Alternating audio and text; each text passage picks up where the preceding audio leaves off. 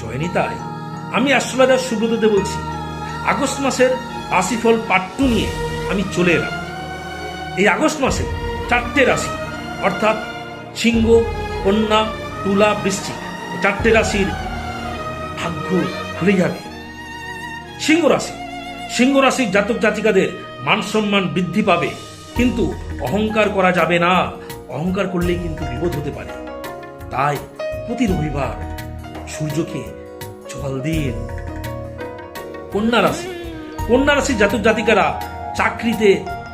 চাকরির সুযোগ পাবেন, কিন্তু পেটের সমস্যা হতে পারে বা পেটের কোনো রোগে ভুগতে পারেন। বুধবার করে কুকুরকে রুটি খাওয়ান। তুলা রাশির জাতক জাতিকারা অংশীদারি ব্যবসায় প্রভূত উন্নতি লাভ পাবেন। খরচ কিন্তু বাড়বে।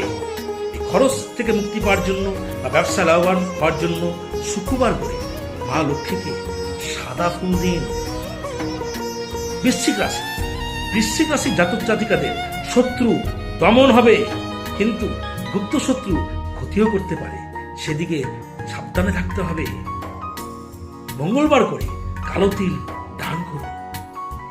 কে আছেন এই রাশির অবশ্যই কমেন্ট করুন, আর কমেন্টে জয় মা লিখবেন। পার্ট 3 জন্য অপেক্ষা করুন। রাধে রাধে।